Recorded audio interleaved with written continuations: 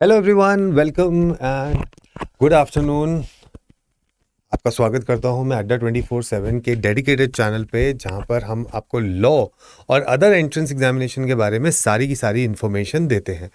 तो ये जो हम सीरीज ऑफ सेशन में आपके लिए लेके आता हूँ on vocabulary, these are important because all these sessions are helpful for you to get into the nitty-gritties of all the passage based question. आपको पता है कि क्लैट और अदर जितने भी एग्जाम्स अभी हमारे लॉ के होने लग गए हैं, वो सारे के सारे आपके पैसेज बेस्ड होते हैं। और वो पैसेज किस में होते हैं? इंग्लिश में होते हैं। और इंग्लिश में कई बार ऐसी वोकैबुलरी आपके सामने आ जाती है जो शायद आपको ना आती हो, और उसकी वजह से आप पैसेज को कॉम्प्रिहेंड नहीं कर पाते।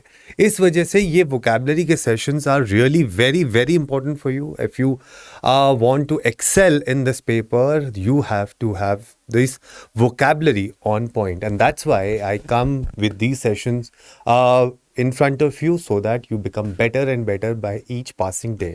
तो इसी के लिए, जारी रखते हुए के लिए, आपको सेशन को करना है लाइक, शेयर और सब्सक्राइब करना है। जुड़े रहिए इस चैनल के साथ और अपनी वोकैबुलरी को आगे बढ़ाते रहिए। ये वोकैबुलरी के लिए मैं आपको हमेशा एक चीज़ बोलता हूँ, जो कि है ये, that every day is something that will inch you closer to a better tomorrow। ये बात मैं बार बार ही आपको क्यों याद दिला रहा हूँ? so that ये आपके जहन में बैठ जाए, ये आपकी चीज़ में बिल्कुल कहते हैं इसको इनग्रेव हो जाए कि यस, ये जो आपकी वोकैबुलरी है, अगर आप इसको हर दिन regularly you are doing it, definitely a day will come when you will become better in vocabulary and you will try to comprehend the passage in minimum possible time and with accuracy also. The other thing that you need to understand is that this vocabulary is not only for your entrance examination. Later on, when you'll go to your colleges, there also vocabulary plays a major role. You'll be making your case studies, projects, live project, mood courts होंगी आपकी। वहाँ सब इतना written literature and material है आपके पास कि अगर वो सारी की सारी vocabulary अगर आपको आती होगी और उसको अप्लाई कर पाएंगे, तब आप ज़्यादा बेहतर तरीके से उसको समझ पाएंगे। ठीक है? तो यहाँ पर आपको वोकैबुलरी के लिए, ये मैंने जैसे लिखा हुआ है, this is for under graduate competitive exams. तो कोई भी यहाँ इस चैनल पे, मैं आपको, अगर नाम है कि भाई लॉ है और उसके लिए ही आपको पढ़ाया जा रहा है, नहीं, ऐसा नहीं है। ये जो वोकैबुलरी है और इंग्लिश पर से is for every entrance examination. चाहे वो CUET की बात कर लीजिए, चाहे वो आप मैनेजमेंट के एग्ज़ाम्स की बात कर लीजिए, हर जगह पे आपसे वोकैबुलरी पूछी जाती है। And therefore it is very very important for you to be good at vocabulary. Now if you talk about vocabulary, then the one thing that you need to remember is the regularity. If you are regular, okay, in doing, in reading, okay, and trying to relate these words with something, then you will remember these words for a longer period of time. For example, जैसे हमने आपको बताया, there is something which is called etymology. So अगर आप roots जो words हैं उनको अगर आप याद करना शुरू करो, then it will be very very beneficial for you to utilize and remember the words with ease. इतने सारे जो आपके सामने रूट्स हम कर चुके हैं, जैसे हमने एम्ब्यूल किया था, ठीक है, हमने क्रेड किया था, हमने डर्मा किया था, ठीक है, हमने लोकुआ किया था, हमने सूडो किया था, हमने पेथोस किया था, हमने बेने, मैल, I mean, so many roots we have done already in the class. Now here, if you talk about these roots, in roots से कितने सारे words हैं जो आप derive कर सकते हैं, and once you derive those words, you will be able to remember those words also, and therefore it becomes very important for you to pay attention to these roots. Similarly, we did mnemonics. Now, if you know the meaning, if you go to a dictionary, find out the meaning of the word and then try to relate it to something, then you will be able to remember. जैसे हमने एक word किया था टायरो, और इसको मैंने आपको बताया था ट्राई करो। अब ट्राई कौन करता है? जो बिगिनर होता है, ये इसका मीनिंग हो गया। ऐसे ही हमने एक वर्ड किया था एसर्बिटी, ऐसे ही हमने एक वर्ड किया था कैमराडरी, राइट। ऐसे ही हमने एक वर्ड किया था बैकनेलियन, बैकनेलियन इज अ ड्रंकर्ड पर्सन, तो हमने उसे मिस्टर बच्चन की मूवी के साथ किया था, शराबी के साथ रिलेट। ऐसे ही हमने वर्ड किया था खुशी एंड गम के साथ, खुशी के लिए हमने किया था फेलिसिटी एंड गम के लिए हमने किया था मोरोसिटी।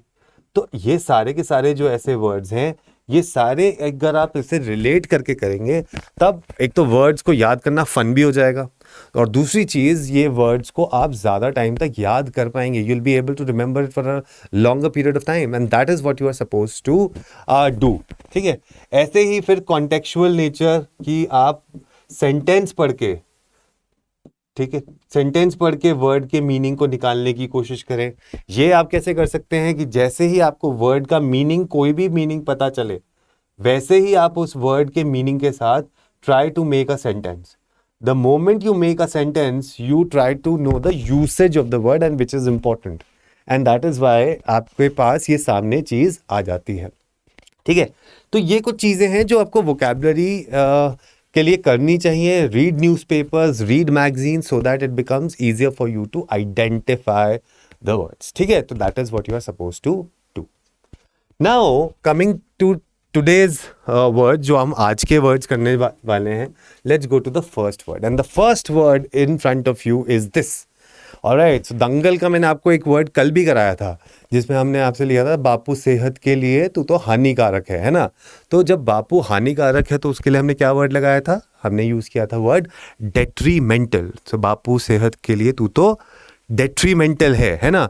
ऐसे ही दंगल का जो दूसरा मैं रेफरेंस लेके आया हूँ आपके सामने, that is the title track of the movie Dangal, right? Dangal Dangal, right? So Dangal Dangal is what? Where you are fighting in a public place. ये दोनों अगर आपके सीन याद है, so they were fighting in a public place, right? So what is the word that we can use for any fight or a brawl at a public place? So the word that we can use for it is affray. We can use this affray. Affray is what? Dangal. A fight in a public place, a brawl. ठीक है, जब आप किसी से बिल्कुल उलझ जाए, लड़ पड़े किसी से, उसको हम बोलते हैं affray. He was charged with causing an affray. So he was charged with causing an affray.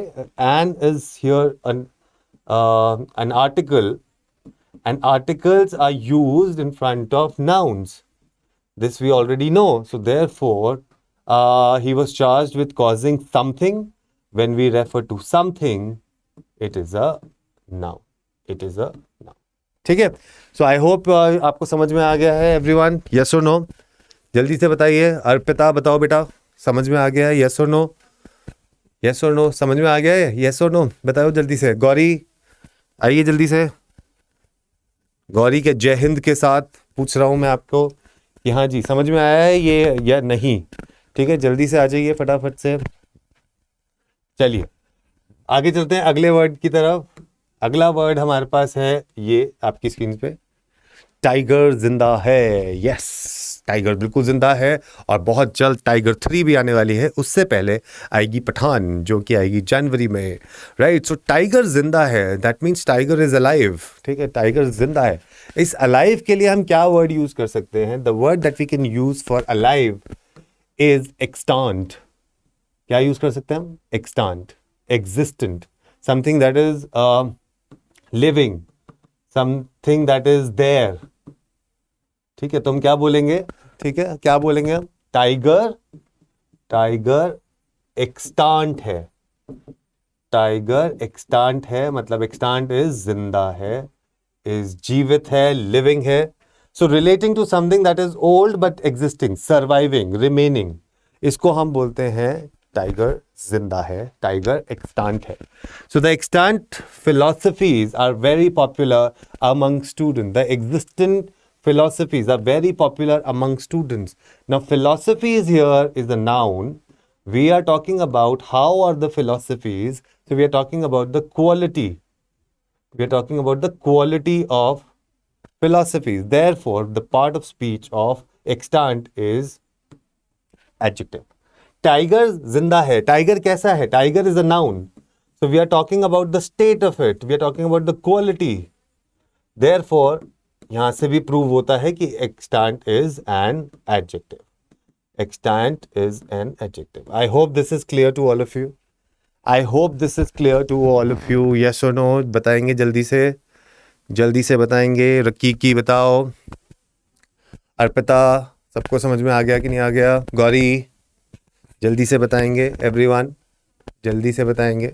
Rahi, everyone, जितने भी लोग आप अटेंड कर रहे हैं, सेशन को लाइक करते चलेंगे, शेयर करते चलेंगे सबको, ठीक है, सो दैट ज़्यादा से ज़्यादा लोगों को सेशन के बारे में पता चल पाए. ठीक है, चलिए अगले वर्ड की तरफ चलते हैं. और अगला वर्ड है हमारे सामने ये tenebrous. Tenebrous. Now tenebrous is, imagine करो ऐसी सिचुएशन, किसी ने 10 बरस से ब्रश नहीं किया हो तो उसके दांत कैसे लग रहे होंगे. 10 बरस से उसने अपने ब्रश नहीं किया दांतों को, सो उसके दांत कैसे लग रहे होंगे? Dark and shadowy. Dark and shadowy, something which is very bad, something which is very very dark.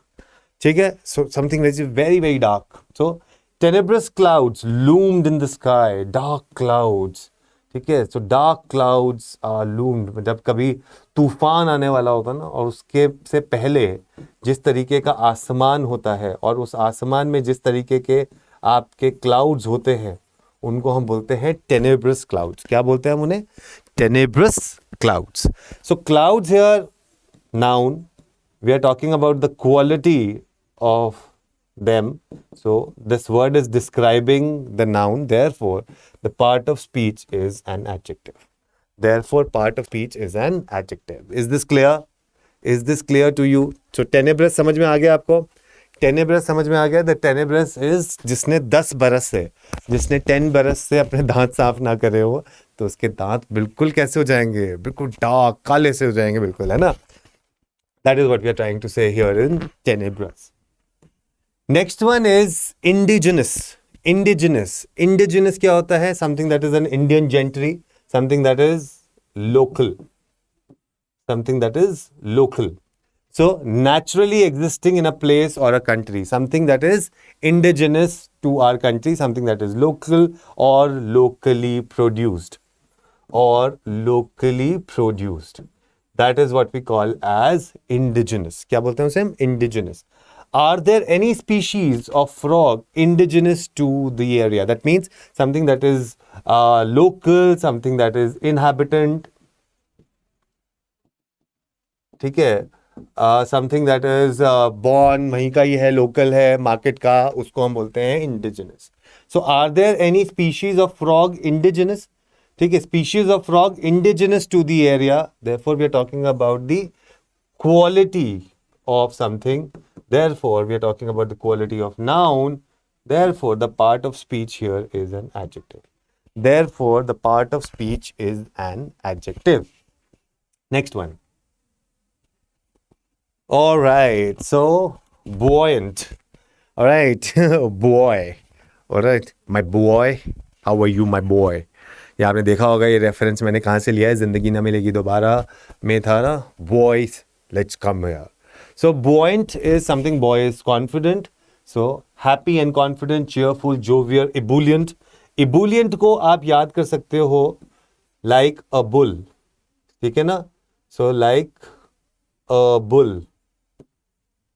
ठीक है? So a bull. So energy, you can say energy like a bull is ebullient. Is ebullient. So ebullient होता है somebody who is very energetic. ठीक है, या फिर आप इसको याद ऐसे भी कर सकते हो, red bull. Red bull gives you wings and makes you ebullient.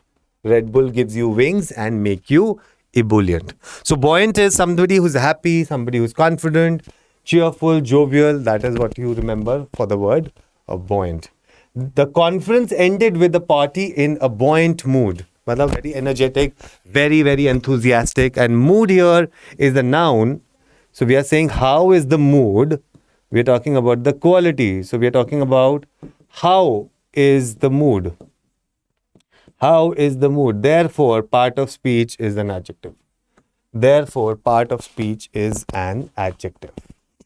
ठीक है? So that is what buoyant is for you. I hope you are understanding. क्या आपको समझ में आ रहा होगा? ये जो मैं आपको रेफरेंसेस दे रहा हूँ वो इसीलिए दे रहा हूँ so that you can remember these words for a longer period of time. And that is why I'm giving you these references so that you remember these words, you are there, and you can also keep these things in mind. ठीक है, next one, wince. Now what do you mean by wince? Wince को हमने relate किया है cringe से. ठीक है, so a grimace involuntary in pain or discomfort. ठीक है, समझ ऐसा इमेजिन करो जैसे आपके जो ना कान खींचे जा रहे हो, और जब आपके कान खींचे जा रहे हो तो क्या होता है? So you feel, you wince, you cringe, you know you are in pain, you are in discomfort. कहता है छोड़ दो प्लीज, भगवान के लिए मेरा कान छोड़ दो. टीचर्स ने ना कभी कभी कान पकड़ के ऐसे ऐसे ऐसे मसल सा देते हैं कान को. That is what we are trying to tell you here, that is wince. So he winced when his mother pulled him by his ear. He was trying to छोड़ दो, he was in a lot of pain. ठीक है, so the meaning starts with to, therefore part of speech is verb. The meaning starts with to, therefore part of speech is a verb. ठीक है, चलो next पे चलते हैं. Whimper. Now what do you mean by whimper? Whimper का मतलब क्या होता है? Whimper means whisper.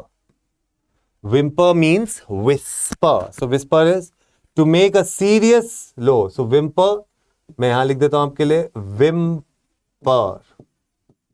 So this is whimper.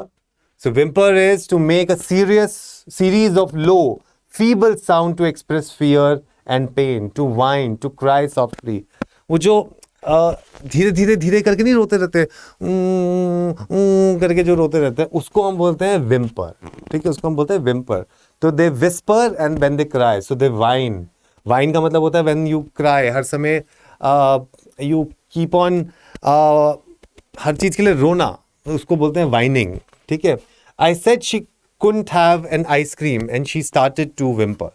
तो जैसे ही क्या ना, बच्चों का कुछ ऐसे बच्चे होते हैं ना जिनको बिल्कुल कुछ मजा नहीं आता, दे डोंट फील एनीथिंग, और जैसे ही आप उन्हें किसी चीज के लिए मना करो वो जमीन पे लेट जाएंगे and they started to cry, मुझे चाहिए all that. So I said she couldn't have an ice cream and she started to whimper. मतलब वो रोने लग गई.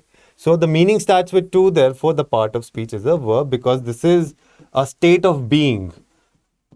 रोने की स्थिति में है आप, ठीक है ना, उसको बोलते हैं हम whimper. क्या बोलते हैं उसे? whimper.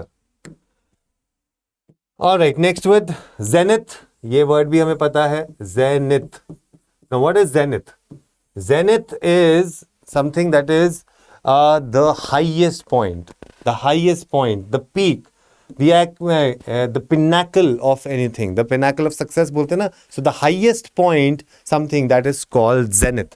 इसी का एंटोनिम होता है जिसको हम बोलते हैं Nadir. So that nadir is the lowest point. So now I want from you that you give me another antonym.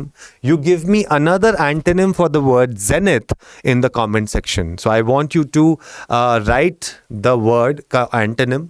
ठीक है, एक और word zenith का एक और antonym दो मुझे.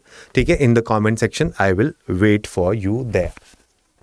The summer sun was at its zenith in a cloudless sky. होता है ना, गर्मियों में अप्रैल मई का महीना हो और कोई क्लाउड नहीं है, it's only the sun who is shining bright. All right, so that's why part of speech is a noun. So the summer sun was at its zenith, at something, and when you refer to something, that is a noun. ठीक है, that is a noun. Next, woebegone. Woebegone क्या होता है? woebegone मतलब sad and gloomy, lachrymose, lugubrious. So somebody who is very sad, जिस बहुत दुखी सा हो, ठीक है, उसको हम बोलते हैं woebegone. So I'm writing woebegone. ठीक है, that is what the word is, woebegone. So when I leave for work, my dog sits by the door with a woebegone expression, मतलब sad वाला. और sad, gloomy के लिए हमने एक और वर्ड किया था. ठीक है, क्या किया था हमने? कभी felicity and कभी morosity. So morosity, ये सारे के सारे are the words for sad. ठीक है, so woebegone expression is a noun. We are saying how is the expression, so therefore we are talking about the quality And when we are talking about the quality, therefore part of speech is an adjective. Therefore part of speech is an adjective. ठीक है, तो ये कुछ words थे आपके लिए, ये कुछ वर्ड्स थे आपके लिए जो मैं आज के सेशन में लेके आया आपके लिए. आपको ये वर्ड्स को याद करना है, इनका एक नोट बना लीजिए. ये आज हम 7th एपिसोड कर रहे हैं इसका वोकैबुलरी का. So that means we do approximately around 8-9 words in every session. So we are close to around 60 words that we have done in the session. So what you do, make sure that you are writing them down, note them down, so that by the end of your preparation, when you are there to revise these words, so these words, their references and everything is right in front of you. That is what you are supposed to do. Keep that particular thing in mind.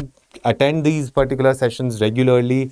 हमारा batch start हो रहा है और आपके लिए ही children's day आपका आने वाला है. तो मेरी तरफ से मैं आपको चिल्ड्रंस डे विश कर रहा हूँ और बता रहा हूँ कि अगर आप चिल्ड्रंस डे आने वाला है उसके लिए लगाइए मेरा code Y468S.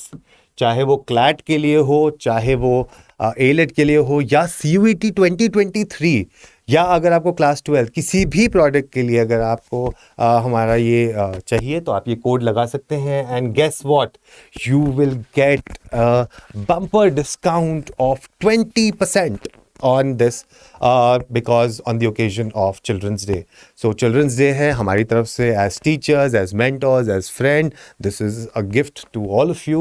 If you want to take CUET 2023, if you want to prepare for CLAT, you want to take the test series, you want to take the ebooks, all right, you want to take the ebooks, you want to go for class 11th का Saksham batch, for class 12th or for class 10th का Safalta batch, right? You can take any of these batches, apply this particular code Y468S, Y468S, and get a maximum discount of 20%.